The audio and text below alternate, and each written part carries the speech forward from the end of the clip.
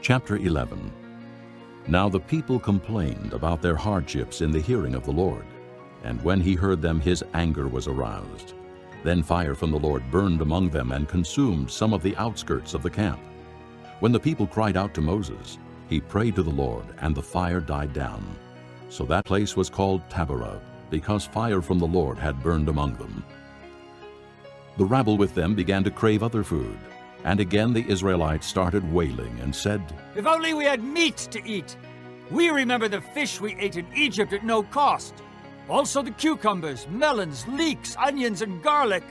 But now we have lost our appetite. We never see anything but this manna." The manna was like coriander seed and looked like resin.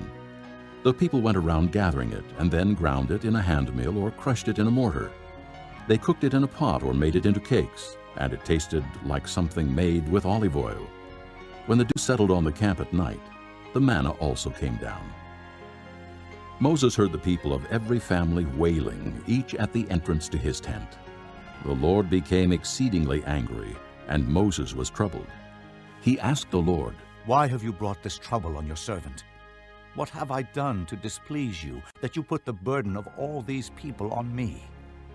Did I conceive all these people? Did I give them birth?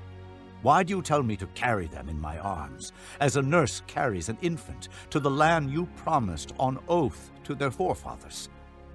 Where can I get meat for all these people?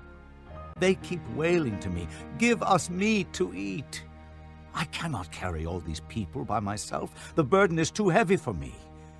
If this is how you are going to treat me, put me to death right now, if I have found favor in your eyes, and do not let me face my own ruin."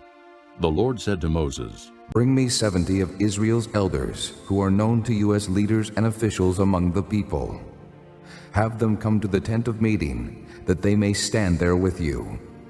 I will come down and speak with you there, and I will take of the Spirit that is on you, and put the Spirit on them. They will help you carry the burden of the people, so that you will not have to carry it alone. Tell the people, 'Consecrate yourselves in preparation for tomorrow, when you will eat meat.' The Lord heard you when you wailed, 'If only we had meat to eat. We were better off in Egypt.' Now the Lord will give you meat, and you will eat it.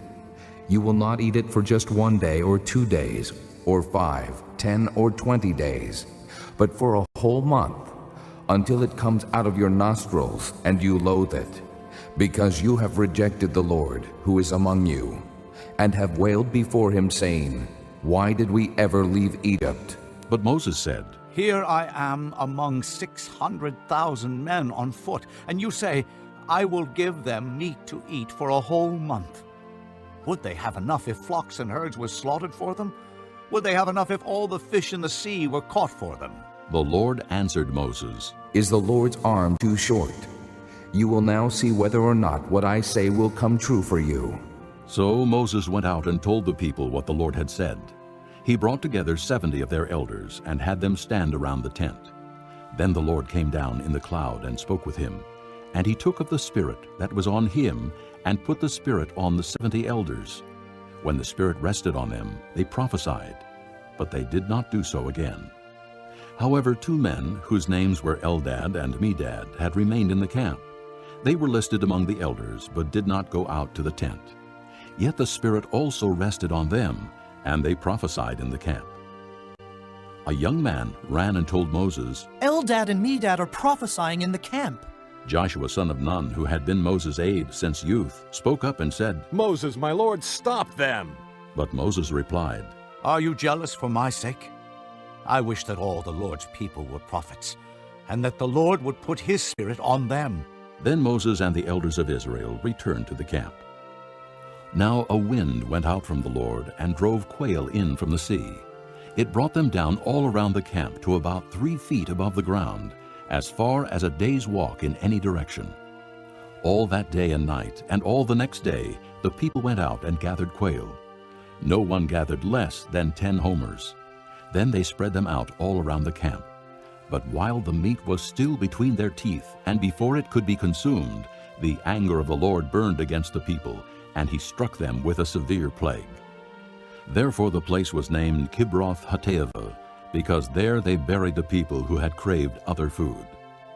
From Kibroth-Hattaavah, the people traveled to Hazeroth and stayed there.